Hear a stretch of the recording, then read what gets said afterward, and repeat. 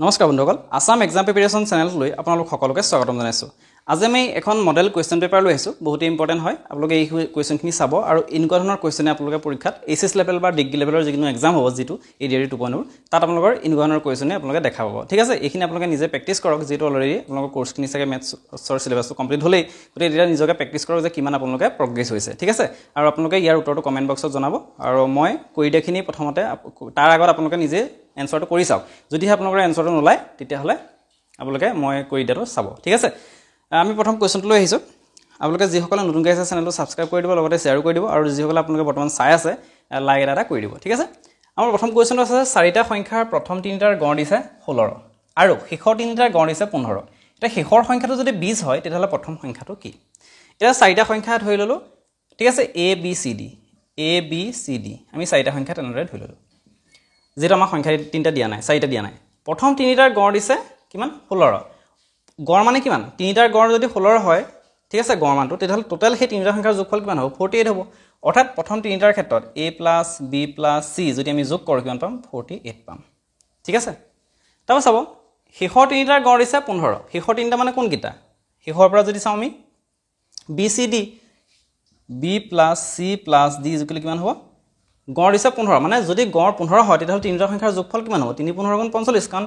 গড় তিনিটাৰ যদি গড় 15 হয় গতি আমি 3 এ যদি সেই 15 টক গড় মানটো পূৰণ কৰিলে আমাৰ টোটাল সেই সংখ্যা তিনিটাৰ যোগফলটো পাই যাম কিমান হ'ব 45 ঠিক আছে এটা চা আমাক কৈছে যে শেষৰ সংখ্যাটো 20 শেষৰ সংখ্যাটো 20 বুলি কৈছে অৰ্থাৎ আমাৰ d মান কিমান শেষৰ সংখ্যাটো d নাই জানো d মান 20 যদি d মান 20 হয় তেতিয়াহলে এই b + c কিমান হ'ব এই 20 ফাল লৈ গলে কিমান হ'ব 45 - 20 সমান b + কিমান হ'ব 25 হ'ব ঠিক আছে এটা চাব প্ৰথম সংখ্যাটো সুধিছে আমাক এটা চাব এই b + c যে আছে সেই b + c মানটো আমি 25 পালো ইয়াত যদি পাতি দিও এই মানটো লাই পৰিব এটো কি আছিল প্ৰথম সংখ্যা আছিল অৰ্থাৎ a + b + c = 48 আছিল এটো ঠিক আছে এটা আমাৰ b + c মান কিমান পালো 25 পালো তে এই b + c ঠাইত যদি 25 পাতি দিও এফালে a থাকিলে = 48 এটা a = এই 25 টি হিফালে যদি লৈ যায় 48 - 25 সমান কিমান হ'ব 48 বা 25 বিয়োগ কৰিলে 23 হ'ব অৰ্থাৎ প্ৰথম সংখ্যাটো কিমান a কিমান হ'ব 23 গতিকে অপচন কোনটো option B is the correct ঠিক আছে তাৰ পাছৰ কোৱেশ্যনটো চাব এটা অনুপাত সমানুপাতৰ কোৱেশ্যন এটো অনুপাতৰ কোৱেশ্যনটা আপোনালোকে দেখিব দুটা মান দেখিব বয়সৰ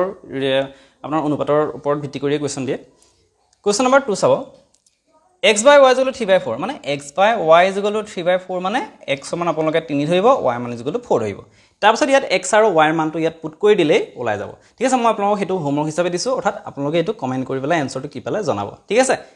x মান ঠিফালে যে ইয়াত x মান বহাব y মান 4 পালে ইয়াত y মান বহাব ইয়াতো y মান বহাব ইয়াতো x মান বহাব তাৰ পিছত অনুপাতটো কি পালে উলাই পেলাই এই অপচন কিটা চাই পেলাই আপোনালোকে এনসাৰটো কমেন্ট বক্সত জনাব ঠিক আছে তাৰ পাছৰ কোৱেশ্যনটো চাব এই 3 নম্বৰ যেটো কোৱেশ্যন এই কোৱেশ্যনটো এনেকুৱা ধৰণৰ কোৱেশ্যন পৰীক্ষাত আহে এনেকুৱা ধৰণৰ কিবাটাও বহুত কোৱেশ্যন আমি পাইছো তাৰ ভিতৰত কালি আপোনালোকক এটা দিলো আৰু আজি এটো দিছো চাব x + 1/x = 1 কৈছে অৰ্থাৎ আমি x টো তলত আছে ইয়াতো 1 আছে গতি আমি এটো x² + 1 পাম ঠিক আছে = 1 যদি এটো কৰো x² + 1 = x হ'ল ঠিক আছে x² + 1 = x হ'ল এটা চাব আমি এটো ৰখালো ঠিক আছে এটো আমি ৰখালো এটা আমাক কি কৈছে x² + 5x + 1 / x² + 7x + 1 আছে এটা চাব আমাৰ এই 5x আৰু 7x যে আছে হেতু আমি পিছত লিখি পেলাই এটা আগৰ লিখিব পাৰো x² + 1 + 5x x² + 1 + 7x অৰ্থাৎ আমি এই টাৰ্মটো আমি একেলগে লিখিলো কি কেনেকৈ লিখিলো কাৰণ x² + 1 মান আমি অলৰেডি পাই থৈছো এটা ইয়াত যদি আপোনালোকে x² + 1 ঠাইত কি আছে x আছে এই x² + 1 ঠাইত যদি আপোনালোকে x পাতে + 5x হ'ল তাত x² + 1 ঠাইত আপোনালোকে x পাতিব + 7x হ'ল এছা ওপৰত কি হ'ল বাৰু x + 5x মানে কিমান 4টা x তলত x + 7x মানে কিমান 8টা x এটা x এ x এ গল 4 1 গুণ 4 4 2 গুণ 8 অৰ্থাৎ 4 এ 4 কেবা গল 8ক দুবা গল থাকিলে কিমান 1/2 ঠিক আছে গতিকে অপচন কোনটো হ'ব option C is the correct 1/2 ঠিক আছে বহুত ইম্পৰ্টেন্ট হয় এনেকুৱা টাইপৰ কোৱেশ্যন ব্লগ পৰীক্ষাত দেখিবলৈ পাবই তাৰ পাছৰ কোৱেশ্যন চাব সময় আৰু কামৰ ওপৰত আছে কোৱেশ্যনটো ঠিক আছে সময় আৰু কামৰ ওপৰত আছে যে A আৰু B এ একেলগে এটা কাম 6 দিনত কৰিব পাৰে ঠিক আছে A plus B এ একেলগে কৰাৰ কথা কৈছে কিমান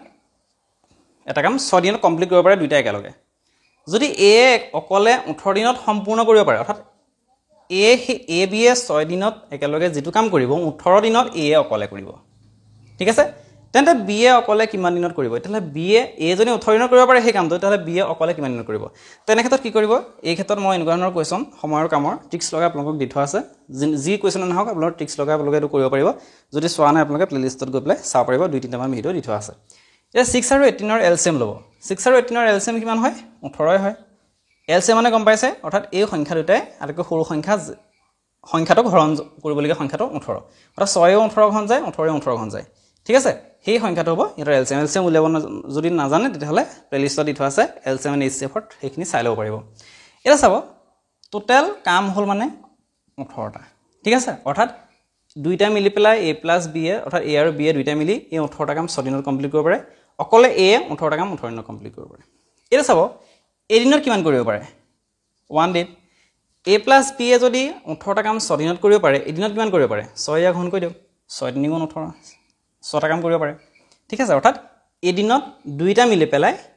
তিনিটা কাম কৰিব পাৰে A কিমান কৰিব পাৰে A যে 18 দিনত 18টা কাম কৰিব পাৰে ঠিক আছে 18 এটো ডেজ বুজাইছে ঠিক আছে এটো ডেজ বুজাইছে অৰ্থাৎ দুইটা মিলি পেলাই 6 দিনত কৰিব পাৰে 18টা কাম A অকলে 18 দিনত কৰিব পাৰে 18টা কাম তাহলে এদিনত কিমান কৰিব এদিনত এটা কাম কৰিব ঠিক আছে এদিনত এটা কাম কৰিব এটা চাব A যদি এদিনত এটা কাম কৰে ঠিক আছে এটা A plus B এ এদিনত কিমান তিনটা কাম কৰে মানে ইয়াত কি হৈছে 1 plus 2 হৈ আছে মানে A 1 টা কি বুজাইছে A কৰা কামটো আৰু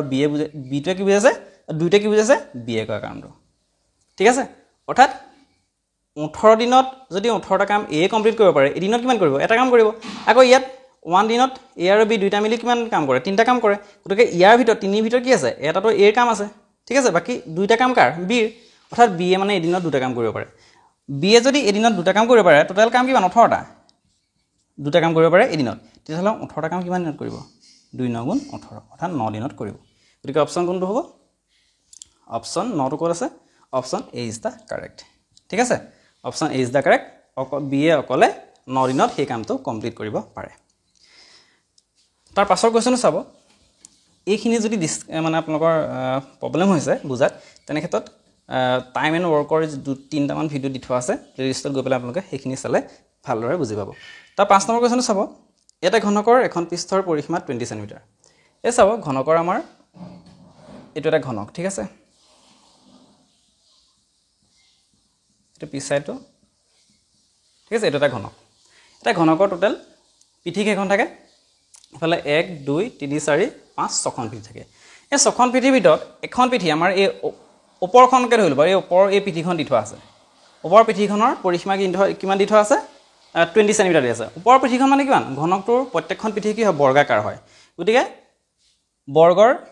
পৰিসীমা অৰ্থাৎ ওপৰৰ এখন পিঠিৰ পৰিসীমা কিমান 4 * L ইকুৱেল টু কিমান 20 সেমি দি থোৱা আছে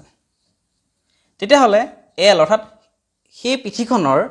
এটা বাহুৰ দৈৰ্ঘ্য কিমান হ'ব L ইকুৱেল টু 4 টো ইয়াত পূৰণ হৈ আছে সিফালে গলে কি হ'ব হৰণ হ'ব ঠিক আছে গতিকে 4 কিমান হ'ব 5 বাজব অৰ্থাৎ এটা বাহুৰ দৈৰ্ঘ্য হৈছে 5 সেমি আৰু ঘনকৰ প্ৰত্যেকটো বাহুৰ দৈৰ্ঘ্যৰে সমান ঠিক আছে তেনে ক্ষেত্ৰত অৰ্থাৎ বাহুটো উলিওৱাৰ পাছত আমাৰ কাম হৈ গ'ল এটা দেখা ঘনকটোৰ আয়তন কিমান এটা ঘনকৰ আয়তন ভলিউম আয়তন উলিওৱা ফৰ্মুলাটো হৈছে L কিউব অৰ্থাৎ বাহু কিউব গতিকে বাহু কিমান আছে L মান 5 আছে 5 সেমি কিউব গতিকে 5 কিউব কৰিলে কিমান হ'ব 5 5 25 5 25 125 সেমি কিউব অৰ্থাৎ আয়তন সদায় ঘন এককত উলিওৱা হয় গতিকে এনসাৰটো কিমান হ'ব 125 সেমি কিউব অৰ্থাৎ 125 ঘন সেমি ঠিক আছে নিশ্চয় বুজি পাইছে ঠিক আছে ইয়াৰ পাছত আমি আৰু কেইটামান কোৱেশ্চন ডিসকাস কৰিম হেখলৈকে আপোনালোকে চাই থাকিব আপোনালোকে নিজে কৰিছন নাই ওলাইছানা উত্তৰটো কমেন্ট কৰি জনাব এতিয়া আমাৰ ইয়াৰ পাছৰ কোৱেশ্চনটো আহিলে কোৱেশ্চন নম্বৰ 6 ইয়াত কৈছে যে এজন দোকানীয়ে এটা বস্তুত প্ৰথমে 10% আৰু পাছত পুনৰ 20% ৰেহাই দিলে অৰ্থাৎ প্ৰথমে 10% ৰেহাই দিলে মানে যিমান 100 টকীয়া বস্তু এটা যেনিবা 10% ৰেহাই দিলে তাৰ পাছত আকৌ 10% ৰেহাই দিয়াৰ পাছত আকৌ 20% ৰেহাই দিলে আকৌ 20% ৰেহাই দিলে ঠিক আছে এই ৰেহাই তলৰ কোনটো ৰেহাইৰ সৈতে সমান অৰ্থাৎ তলত এটা অকল এটা ৰেহাই দিয়া আছে ইয়াত দুটা ৰেহাই দিয়া আছে এটো তলৰ কোনটো সৈতে সমান হৈছে ঠিক আছে এটা চাব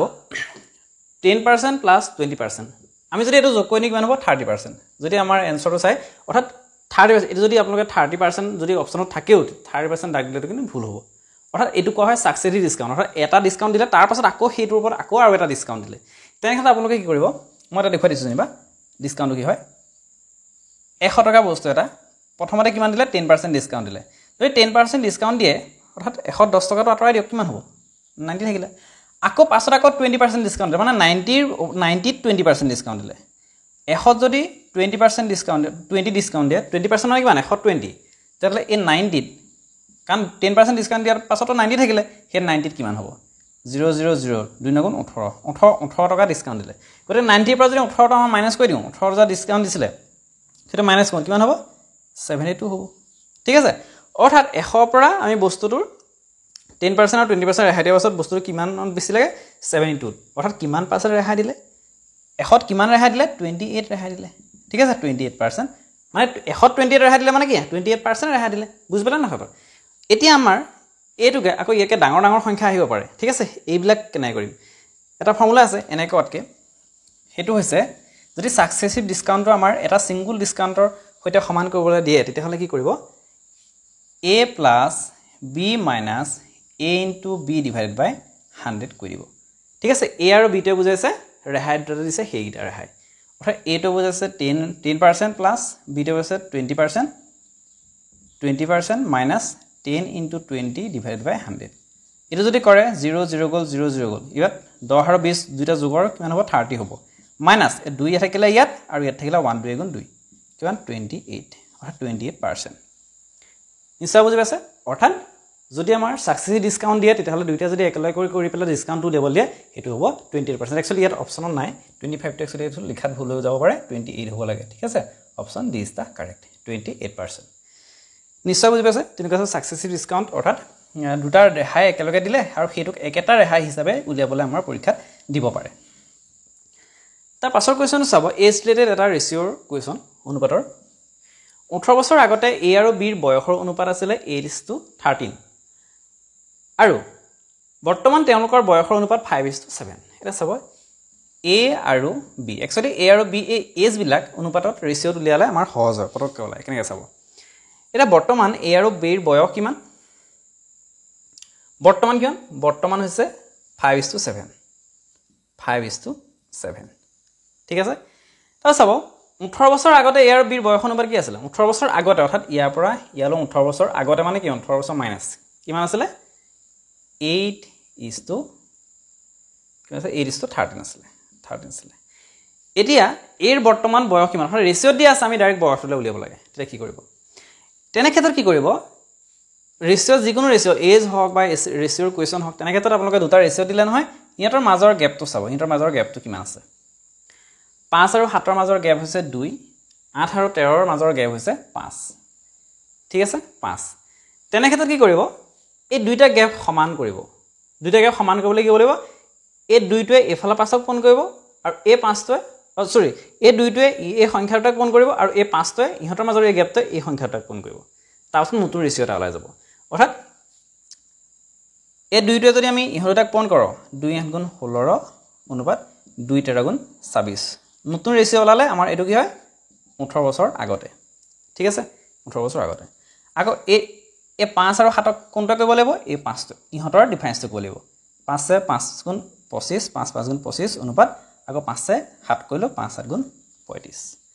এটা সব সিহঁতৰ ডিফাৰেন্সটো সমান হয় নহয় 16 ৰ পৰা 26 লৈ 10 25 ৰ পৰা 35 লৈ 10 ঠিক আছে গ্যাপটো সমান আৰু ইহঁতৰ মাজৰ গ্যাপটো চাব এই গ্যাপটো চাব এইটো গ্যাপটো সমান হৈ যাব 26 ৰ পৰা যদি আমি 35 লৈ চাও নো ডিফাৰেন্স 16 ৰ পৰা যদি আমি 25 লৈ চাও নো ডিফাৰেন্স অৰ্থাৎ এইটো সাইডে ডিফাৰেন্স আৰু এইটো সাইডে সব ডিফাৰেন্সটো সমান হৈ যাব এটা চাব এই 16 ৰ পৰা 25 লৈ ডিফাৰেন্স কিমান 9 ডিফাৰেন্স কিন্তু আমাৰ বৰ্তমান বয়সটো এটো প্ৰেজেন্ট ইজ ঠিক আছে এটো প্ৰেজেন্ট ইজ নতুন ৰেশিও এটা চাব 25 ৰ পৰা 16 বা 16 ৰ পৰা 25 ৰ যেটো ডিফাৰেন্স হেতু কিমান আছে 9 আছে ডিফাৰেন্স 9 আছে আৰু ইয়াতো একেই ইয়াত ডিফাৰেন্স কিমান আছে 9 আছে আকৌ আমাক কৈছে যে এই বৰ্তমান বয়সটো যিমান তাৰ 18 বছৰ আগতে যিমান বয়স কিমান আছিল 16 বছৰ আছিল ঠিক আছে হিয়তৰ ডিফাৰেন্স কিমান 9 ডিফাৰেন্স কিন্তু আমাক কোৱেছনে কিমান দিছে 18 বছৰ আগত বুলি কৈছে অৰ্থাৎ বৰ্তমান বয়স যিমান তাৰ আগত 18 বছৰ আগত 16 বছৰ আছিল ঠিক আছে অৰ্থাৎ আমি ইয়াত পাইছো ইহঁতৰ ডিফাৰেন্সটো 9 কিন্তু আমাৰ ইয়াত দিছে 18 বছৰ আগতে আছিল ইমান অৰ্থাৎ 9 টোৱে কিমান বুজাইছে 9 টোৱে আমাৰ 18 বুজাইছে 9 পইণ্টৰ ইহঁতৰ যেটো ডিফাৰেন্স হেতু 9 পাইছো আমি কিন্তু কোৱেশ্যনত দিছে ইহঁতৰ ডিফাৰেন্সটো অৰ্থাৎ 25 বছৰ বৰ্তমান বৰ্ষৰ আগত 18 বছৰ আগত ইমান আছিল কিমান কৈছে 18 বছৰ আছে অৰ্থাৎ এই 9 পইণ্টটো কিমান বুজাইছে 18 বুজাইছে 9 এ যদি 18 বুজায় তেতিয়া 1 ইউনিটে কিমান বুজাব 9 2 18 2 বুজালে ঠিক আছে 2 বুজালে এটা খুদিছে কিমান এৰ বৰ্তমান বা কিমান এটা এৰ বৰ্তমান বা কিমান আছে এটো প্ৰেজেন্ট এজ হয় নতুন ৰেশিওত আমি কৰিম 25 হয় গতিকে 1 ইউনিটৰ মান যদি 2 হয় তেতিয়া হলে 25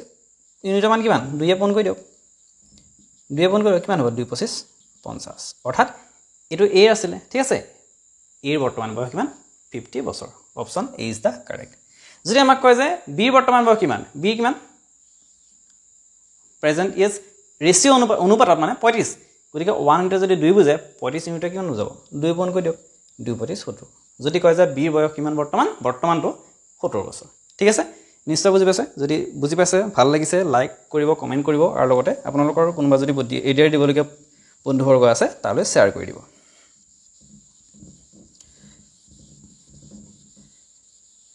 এইখিনি আপোনালোকে যদি প্ৰেক্টিস কৰে নহয় আপোনালোকৰ 20-30 সেকেন্ডৰ মানে আধা সেকেন্ডৰ ভিতৰত আপোনালোকৰ এইটো এনসাৰটো ওলাই যাব ঠিক আছে তা 8 নম্বৰ কোৱেশ্যনটো চাব 729 মিলিলিটাৰ এটা মিশ্ৰণত গাখীৰ আৰু পানীৰ অনুপাত 7:2 মানে গাখীৰ মিল্ক আৰু পানীৰ ওয়াটাৰ যেটো ৰেশিও হেতু কৈছে কিমান 7:2 মানে মিল্ক যদি 7 আছে ওয়াটাৰ পানী আছে 2 এই মিশ্ৰণত আৰু এই দুইটা মিলি পেলাই কিমান কৈছে 729 মিলিলিটাৰ বুলি কৈছে গাখীৰ আৰু পানী এই 7:2 অনুপাতত আছে আৰু সেই দুইটা মিলি পেলাই কিমান 729 মিলিলিটাৰ আছে ঠিক আছে এই মিশ্ৰণত কিমান পৰিমাণৰ পানী যোগ কৰিলে মিশ্ৰণটোৰ অনুপাত 7:3 হ'ব অৰ্থাৎ এই মিশ্ৰণটো কি হ'বগে 7:3 হ'ব পানী ইয়াত কিমান মিলাব এটা 7 অৰ্থাৎ গাখীৰৰ পৰিমাণ সমান আছে গাখীৰ মিহলোৱা নাই কিন্তু ইয়াত কি হয় গাখীৰ সৰি পানী মিহলাই দিলে এটা পানী কিমান পৰিমাণৰ মিহলালে হেতু সুধিছে আমাৰ এটা ৰেশিওতহে ইয়াত 3 হ'লগে অৰ্থাৎ ইয়াত 1 হ'লগে কিন্তু আমাৰ ইভাগে মিলিলিটাৰ কিমান মিলালে হেতু সুধিছে এটা চাব এটো কোন হৈছে এটা চাব নতুন মিশ্ৰণটো এটো আৰু আগৰ মিশ্ৰণটো এটো আছিল আৰু আগৰ মিশ্ৰণটো 7:2 হয় কিন্তু আগৰ মিশ্ৰণৰ টোটাল গাখীৰ আৰু পানীৰ টোটাল পৰিমাণটো কিমান আছিল 729 মিলিলিটাৰ আছিল এতিয়া গাখীৰ কিমান আছিল পানীৰ কিমান আছিল এটা 7 আৰু 2 7 2 9 7 আৰু 9 দুইটা মিলি পেলাই 9 হ'ল টোটাল যেটো ৰেশিও হে টোটাল ৰেশিও হৈছে 9 9 এ ইয়াক হৰণ কৰি দিয়ক 9 এ যদি ইয়াক হৰণ কৰো 1 ৰ ইউনিটৰ মানটো ওলাই যাব 9 গুণ 72 9 গুণ 81 অৰ্থাৎ 7:2 হিচাপে যেটো আমাৰ গাখীৰ আৰু পানীৰ মিশ্ৰণটো আছে হেতুত 1 ইউনিটৰ মান কিমান হ'ল 81 ললে তেতিয়াহলে মিল্ক কিমান আছিল গাখীৰ ওয়াটাৰ কিমান আছিল সেই 2 আৰু 7 ইয়াক যদি পন কৰি দিয়ে ইয়াৰ পৰিমাণটো মিলিলিটাৰ ওলাই যাব কিন্তু আমাক হেতু লেভেল দিয়া নাই ইয়াৰ পৰা ইয়াৰ নতুন মিশ্ৰণটো কিমান মিহলি কৰিলে পানী হেতু সুধিছে এটা চাব এই 7 ৰ পৰা 7 লৈ মানে এটোৰ পৰা এটোলৈ সেম আছে 7 অৰ্থাৎ গাখীৰ মিহলোৱা নাই এটা ওয়াটাৰ কিমান মিহলালে ৰেশিও হিচাপে কিমান মিলালে 2 পৰা 3 লৈ 1 মিহলালে ঠিক আছে আকৌ আমি 1 ৰেশিওৰ মান কিমান 81 পালো 81 মিলিলিটাৰ অৰ্থাৎ ইয়াৰ পৰা ইয়ালৈ ইহঁতৰ মাজৰ গ্যাপটো কিমান পালো 1 এ পালো অৰ্থাৎ 1 ইউনিটৰ মান 81 গতি ইহঁতৰ মাজৰ যেটো গ্যাপ হেতু 1 ইউনিটই আছে গতি ইয়াত কি হ'ব লাগিব যদি আমি মিলিলিটাৰ লিয়াও 81 মিলিলিটাৰ পানী মিহলালে যদি আমাৰ ইয়াত যদি কলেহেতেন যে 4 হ'ল জানিবা ঠিক আছে 4 হ'ল বলে ওয়াটাৰ 7 পানী গাখীৰ আৰু পানীৰ অনুপাতটো 7:2 আছে 7:4 যদি অনুপাতটো নতুন অনুপাত হয় তেতিয়াহলে আমাৰ পানী ইয়াত কিমান মিহলাব লাগিব যেটো 1 ইউনিটৰ মান আমি 81 পাই আছো ঠিক আছে তেতিয়াহলে এই 2 পৰা 4 লৈ কিমান 2 ডিফাৰেন্স অনুপাতত গতিকে 1 ইউনিটৰ মান যদি 81 হয় ইয়াৰ পৰা ইয়ালৈ 2 অনুপাত হ'ল সেই 2 অনুপাতৰ মানটো কিমান হ'ব 2 গুণ 2 2 গুণ 16 162 মিলিলিটাৰ যদিহে আমাৰ এই অনুপাতটো 7:4 হয় গৈ কিন্তু আমাৰ ইয়াত কিমান দিছে 7:3 দিছে 7:3 দিছে মানে ইহঁতৰ পৰা ইয়ালৈ অনুপাতৰ গ্যাপটো কিমান 1 গতিকে 1 ইউনিটৰ মান 81 পাইছিলো গতিকে সেই 1 ইউনিটৰ মান 81 টোই হ'ব নতুন মিশ্ৰণটোৰ গাখীৰ পানীৰ সংযোগ ঠিক আছে গতিকে অপচন কোনটো হ'ব option D is the correct অৰ্থাৎ 81 মিলিলিটাৰ পানী সংযোগ কৰিলে নতুন মিশ্ৰণটো 7:3 হ'ব ঠিক আছে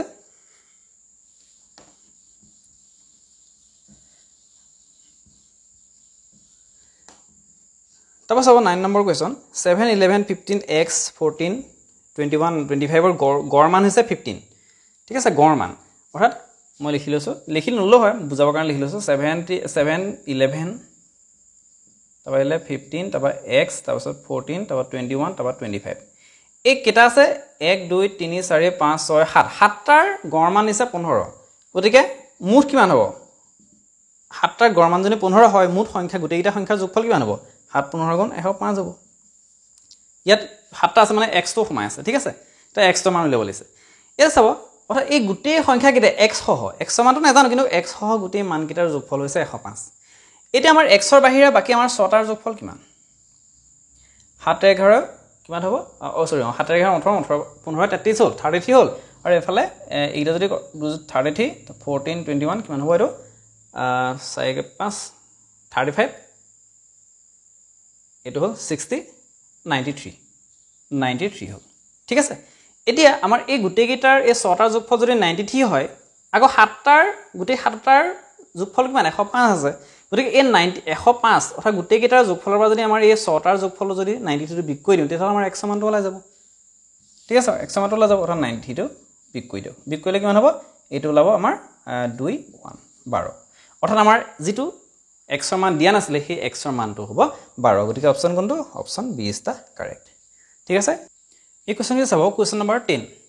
ইয়াত কৈছে যে দুটা সংখ্যাৰ অনুপাত 2:3 দুটা সংখ্যাৰ অনুপাত কিমান দিছে 2:3 যদি সংখ্যা দুটাত 8 যোগ কৰা হয় অৰ্থাৎ দুইটা সংখ্যাটা যদি আমি এটো অনুপাতত আছে কিন্তু আমি সংখ্যা দুটাৰ কথা কৈছে আমি অনুপাততে বস্তু দেখুৱাইছো এই দুইটা সংখ্যাটা যদি 8 যোগ কৰা হয় +8 তেন্তে নতুন অনুপাতটো হয় 3:4 এই অনুপাতটো কিবা হয় 3:4 হয়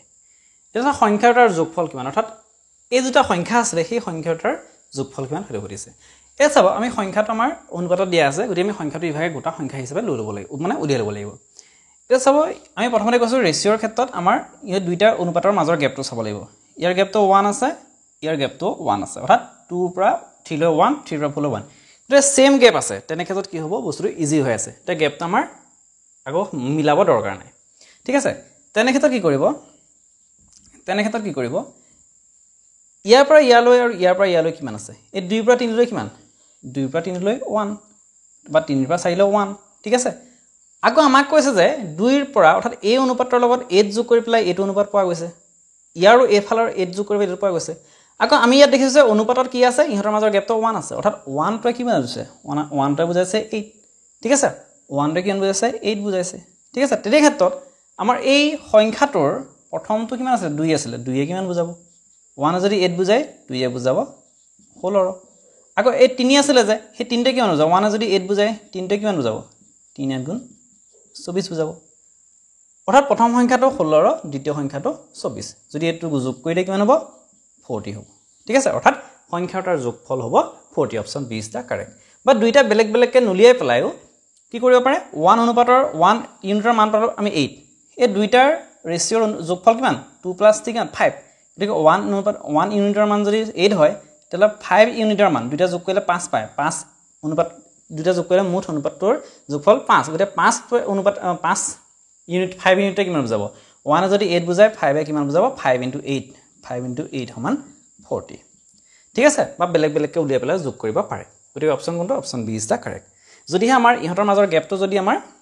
মিলি না থাকে তেহলে মিলাই ল'ব লাগিব ঠিক আছে আৰু কেনেকৈ মিলাই ল'ব লাগিব মই ইয়াৰ আগৰ কোৱেশ্চনত দেখুৱাই থোৱা আছে চাই লওক ভালদৰে তাৰ পাছত আছে তাৰ পাছৰ কোৱেশ্চনটো আছে এটো বহুত ইম্পৰ্টেন্ট কোৱেশ্চন এটা এটো আমাৰ গ্ৰেড 3 গ্ৰেজুৱেট লেভেলৰ কোৱেশ্চন এক্সামত আহিবলগীয়া এটা কোৱেশ্চন দোকানী এজনে বস্তু এটা 100 টকাত কিনিলে 100 টকাত আনিলে আৰু আন এজনক ক্ৰমে 10% আৰু 20% ৰেহাই দিলে মানে প্ৰথমতে 10% তাৰ পাছত 20% ৰেহাই দিলে মানে এটো সাকসেসিভ ডিসকাউন্ট দিছে তেওঁ মানুহজনে বস্তুটো মেৰামতি কৰোতে মানে মানুহজনে 10% আৰু 20% ডিসকাউন্টৰ পাছত ললেটো লোৱাৰ পাছত আকৌ তেওঁ কি কৰিলে মেৰামতি কৰোতে 10% খৰচ হ'ল ঠিক আছে এতিয়া বস্তুটোত 50% লাভ লবলৈ কিমানত তেওঁ বিক্ৰী কৰিব লাগিব এটা সব প্ৰথমতে 100 টকা আছিল বস্তুটো ঠিক আছে এটা সাকসেসিভ ডিসকাউন্ট 10% আৰু 20% বেলেগ বেলেগে কৰিব লাগিব তাৰ কাৰণে মই সাকসেসিভ ডিসকাউন্ট মই কেনেকৈ দিয়াৰ কথা কৈছিলো 10 + 20 - 10 * 20 / 100 এটো যদি কৰো 0 0 0 0 গল 10 + 20 30 হল 30 মাইনাস হলে 2 থাকিলে 28 অৰ্থাৎ 28 কি হল তেওঁ ৰেহাই দিলে ঠিক আছে মইটো মহাই দিছো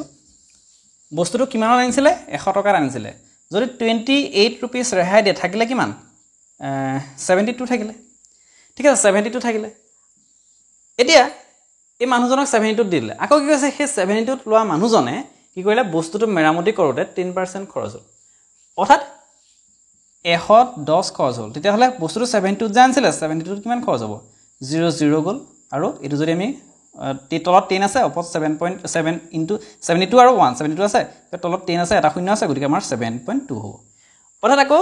72 আকৌ বস্তুটো মেৰামতি কৰোতে 10% মানে 7 টকা 20 পইচা 7 টকা 2 পইচা খৰচ হ'ল ঠিক আছে অৰ্থাৎ কি হ'ব 7 + 2 টো ইয়াৰ লগত যোগ কৰিলে আমাৰ নতুন সেই মানটোৰ যেটো কিনা দাম সেই নতুন কিনা দামটো ওলাই পৰিব যেতিয়া যোগ কৰি কিমান হ'ব 7.2 সমান 79.2 অৰ্থাৎ এই দোকানীজনৰ পৰা 72 কিনিছিলে বস্তু আনিছিলে আকৌ তেওঁ 10% বস্তুটো মেৰামতি কৰোতে তেওঁৰ টোটাল মানুহজনৰ খৰচ হ'ল গৈ 79.2 ঠিক আছে এতিয়া বস্তুটোত 15% লাভ লবলৈ কিমানত বিক্ৰী কৰিব লাগিব বস্তুটো তেওঁ মুঠ 79.2 টকা খৰচ হৈ আছে ঠিক আছে এটা 15% লাভ ল'ব লাগিব অৰ্থাৎ 100 যদি 15 টকা লাভ ল'বলগীয়া হয় তেতিয়াহ'লে 79.2 কিমান টকা লাভ ল'ব লাগিব ঠিক আছে এটো যদি কৰো কিমান হ'ব 5 3 গুণ 15 5 20 100 2 যদি কৰো 2 10 20 2 যদি কৰো এটো 2 3 6 2 9 18 19 2 6 12 পইণ্ট ঠিক আছে এতিয়া যদি আমাৰ তলত 10 থাকিলে ওপৰত থাকিলে কিমান 3 * 39.6 আৰু 3 * 39.6 এটো যদি পূৰণ কৰে কিমান হ'ব 318 কলিব 1 3 27 28 3 3 10 11 11.2 এটো এটা দশমিক আছে 11.88 হ'ব ঠিক আছে 11 ঠিক আছে সৰি এটা দশমিক আছে 118.8 হ'ব ঠিক আছে 118.8 হ'ব 3 যদি আমি 39.6 পূৰণ কৰো 118.8 হ'ব আকৌ 10 যদি হৰণ কৰো কাৰণ এটা শূন্য আছে তলত গতে কি হ'ব 11.8 দশমিকটো আগলৈ গুচি আহিব 8 হ'ব অৰ্থাৎ তেওঁ কি কৰিলে 79.2 টকা বস্তুটো যেটো আনিছিলে তেওঁ খৰচ হ'ল হেতু যদি 15% লাভ ল'বলগীয়া হয় তেওঁ আৰু উপৰঞ্চি কি হ'ব লাগিব 11.87 টকা বেছিকৈ পাব লাগিব ঠিক আছে 11.88 টকা যদি তেওঁ বেছিকৈ লয় 79.2 কৈও তেতিয়াহে তেওঁৰ 15% লাভ হ'ব বস্তুটো আনিছিলে কিমান 79.2 মানে তেওঁৰ বস্তুটো আনি পেলাই খৰচ হ'ল সিমান আকৌ তেওঁ লাভ কিমান ল'লে 11.88 লাভ পালে 11.88 লাভ পালে তেনেক্ষেত্ৰত তেওঁ বস্তুটো কিমানত বিক্ৰী কৰিব লাগিব বস্তুটো যিমানত আনিছিলে সিমান তাৰ লগত যদি লাভটো যোগ কৰি দিও বেচা দামটো ওলাই পৰিব যদি এটো কৰে 8 10 11 কৰিব খাতা থাকে 91.08 rupees গতিকে অপচন কোনটো অপচন আছে নে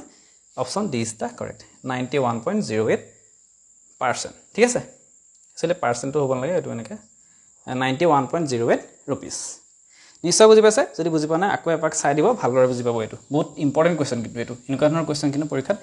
100% এনেকুৱা এটা কোৱেশ্চন গ্ৰেজুৱেট লেভেলৰ যেটো এক্সাম তাত আহিবই একচুয়ালি গ্ৰেড 4 কাৰণে মই বৰ্তমান দিয়া নাই গ্ৰেড 4 কাৰণে তিনটামান মই দিছিলো ভিডিও যেটো গ্ৰেড 4 আমাৰ অক্টোবৰ লাষ্টৰ ফালে আছে গতিকে আমি গ্ৰেড 3 কাৰণে যিখিনি প্ৰিপাৰেচন কৰি আছো তাৰ পাছত আমি গ্ৰেড 4 কাৰণে কোৱেশ্চন লৈ আহিম কোৱেশ্চন নম্বৰ 12 এটা ট্ৰিকোনোমেট্ৰি কোৱেশ্চন আছে 7 sin square theta plus 7 cos square theta actually ট্ৰিকোনোমেট্ৰিৰ আমাৰ সৰু সৰু কোৱেশ্চন খিনি আহিব কিন্তু সেই ভিডিও বুজি পালো আপোনালোকক মই এটা ভিডিও লৈ আহিম ট্ৰিকোনোমেট্ৰিৰ সম্পূৰ্ণ ইয়া চাও ইয়াত 7 আছে ইয়াত 7 আছে 7 টো আমি কমন ললে কি থাকিব ইয়াত sin square theta থাকিব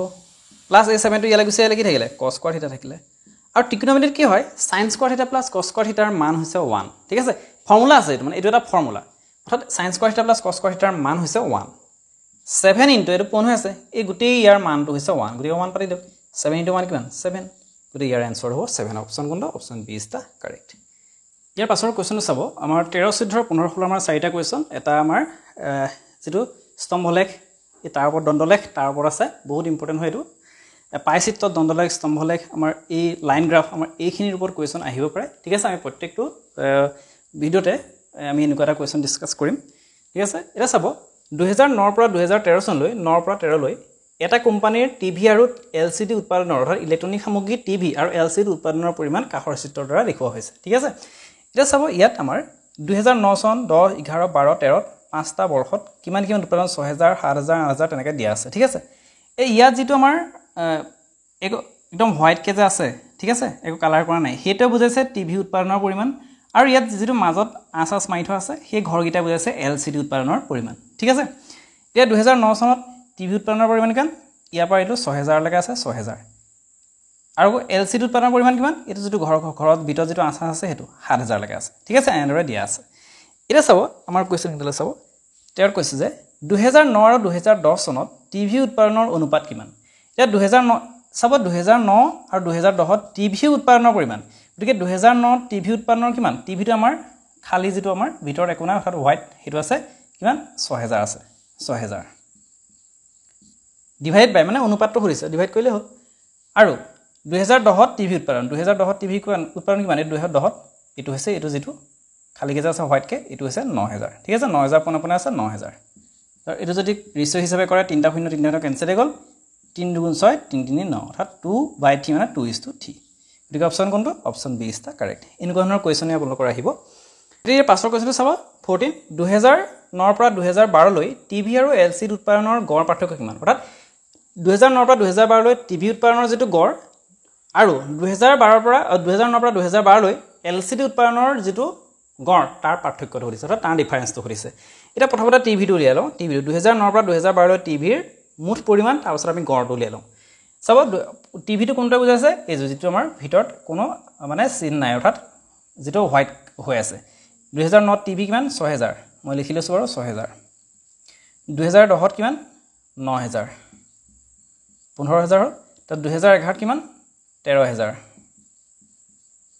আৰু 2012 ত কিমান 2012 টো 11000 আৰু এটা যদি যোগ কৰ কিমান হ'ব এটো তোমাৰ 15 28 28 11 39000 হ'ব ঠিক আছে 39000 হ'ল আকৌ গড়টো উলিয়াবলৈ মন হয় কাৰণ উৎপাদনৰ গড় পাৰ্থক্য দিছে গতি ইহঁতৰ গড়টো উলিয়াই লওঁ ঠিক আছে গড় উলিয়াবলৈ কি লাগিব 4টা যেহেতু 4টা বছৰৰ কাৰণে 4 এখন কৰিব লাগিব 4 যদি কৰো 4 9 গুণ 36 7 39 3 গল 4 28 29 30 হ'ল 2 হ'ল 4 5 20 0 9750 হ'ল ঠিক আছে টিভিৰ গড় মান টিভিৰ গড় 9750 টো মহাই দিছো টিভিৰ গড় মান 9750 হ'ল তাপা আমি LCD উলিয়াম কিমান আছে প্ৰথম 7000 আছে তাৰ পাছত আহিলে 10 2010 চনত আছে 9400 2011 ত আহিলে 9000 আৰু 2012 ত আহিলে 10000 আৰু এটো যদি কৰো 400 হ'ল 9 18 25 35400 ঠিক আছে আৰু এটো ইহঁতৰ যেটো 4টা বছৰ গৈছে গতি ইহঁতৰ গড় কিমান হ'ব 4 এখন কৈ দিও 4 যদি হৰ কিমান হ'ব 4 9 34 9 মানে যায় 4 32 33 35 আকৌ 4 32 33 34 4 5 20 0 8850 অৰ্থাৎ LCD উৎপাদনৰ গড় মান হ'ল 8850 LCD উৎপাদনৰ গড় মান হ'ল 8850 এটা যদি আমাৰ এই টিভিৰ গড় মানৰ পৰা যদি LCD ৰ গড় মান যদি আমি বিক দিও হেতু হিচাপে আমাৰ সিহঁতৰ গড় মানৰ পাৰ্থক্য গতি বিক কৰিলে কিমান হ'ব 009 ঠিক আছে 00 যদি আমি ইয়াৰ পৰা 1 ভাগৰ 17 17 মান গল 89 অৰ্থাৎ কি হ'ব অপচন কোনটো আছে option D is the correct অৰ্থাৎ 2009 পৰা 2012 লৈ টিভি আৰু LCD উৎপাদনৰ গড় মানৰ পাৰ্থক্য হৈছে 900 ঠিক আছে নিশ্চয় বুজি পাইছে যদি আপোনালোকে বুজি পাইছে লাইক এটা কৰি দিব আৰু লগতে ভিডিওখিনি শেয়াৰো কৰি দিব যাতে সকলোৱে পায় আৰু মোৰ ভিউজো বাঢ়ে কাৰণ ভিউজটো যদি বাঢ়ে ধৰক তেতিয়া মেথছৰ ভিডিও যথেষ্ট কষ্ট হয় যথেষ্ট এডিটিং কৰিবলগীয়া হয় যথেষ্ট কোৱেশ্চন বিচাৰিবলগীয়া হয় টাইপখিনি চাবলগীয়া হয় কেনেকা বুজি পাব কৰিলে সেইবিলাক শৰ্ট ট্ৰিক্স বিলাক বুজি মানে দেখুৱাবলগীয়া হয় গতিকে কষ্ট হয় গতিকে আপোনালোকে শেয়াৰ কৰি দিব লাইক কৰিব কমেন্ট কৰিব কেনেকুৱা পাইছে ঠিক আছে তাৰপাছত 2015 কৈছে যে কোনটো বৰ্ষত সামগ্ৰীৰ উৎপাদনৰ পৰিমাণ সৰ্বাধিক এটা 2009 2010 2011 2012 2013 এই গোটেই 5টা ইয়াৰৰ ভিতৰত কোনটো বৰ্ষত সামগ্ৰীৰ উৎপাদন মানে LCD হওক বা টিভি হওক দুইটা উৎপাদনৰ পৰিমাণটো সৰ্বাধিক ক'ত গোটেই বছৰটো লৈ লওঁ চাব 2009 ত কিমান আছে 6000 আৰু এটো 7000 13000 আছে কোনটো বৰ্ষত আছে হেতু 2009 আছে 2010 10 টো কিমান আছে 9000 আকৌ 9400 9 18000 400 আছে তো 2011 আছে 2011 টো কিমান আছে 9000 আছে এফালে 13000 9 3 22000 আছে তাৰপিছত 2013 12 চাব দৰকাৰ নাই কাৰণ অপচন নাই 2018 ত কিমান আছে এফালে আছে 8000 এফালে আছে 12000 20000 গতিকে কোনটো বৰ্ষত বেছি 22000 টো বেছি গতিকে কোনটো বৰ্ষৰ আছিল 22000 টো 2011 অৰ্থাৎ 2011 চনত দুইটা সামগ্ৰীৰ উৎপাদনৰ যেটো পৰিমাণ হেতু সৰ্বাধিক ঠিক আছে তাৰ পাছৰ কোৱেশ্চনটো চাব 2011 আৰু 2013 ত actually LCME হৈ গ'ল LCM এসএফ বিলা বুজাস থকা হৈছিল যে আগতে LCM আহি গৈছে 2011 2013 ত LCD উৎপাদনৰ অনুপাত কিমান গতিকে LCD কথা কৈছে LCD মানে আমাৰ কোনটো চাব লাগিব আমাৰ ভিতৰত এই ৰং দিয়াটো চাব লাগিব 2011 2013 গতিকে 2011 ত কিমান আছে LCD 9000 আছে ঠিক আছে এটো পনবনে যেটো এটো 9000 অনুপাত বা ডিভাইড কৰিব পাৰে 2013 ত কিমান আছে LCD 2013 LCD আছে 12000 তিনটা শূন্য গুছি গ'ল 3000 কো 3 3 4 12 গতিকে 3/4 মানে t/4 গতিকে অপচন কোনটো option D is the correct ঠিক আছে আজিৰ কোৱেশ্চনখিনি ইমানেই যদি আপোনালোকে প্ৰশ্নখিনি ভাল পাইছে আৰু আপোনালোকে যদি এইখিনি কৰিব পাৰিছে বুজি পাইছে লাইক এটা কৰি দিব কমেন্ট কৰিব শেয়াৰ কৰিব ঠিক আছে আৰু কোনবা যদি নতুনকৈ চেনেলটো আছে সাবস্ক্ৰাইব কৰি দিব ধন্যবাদ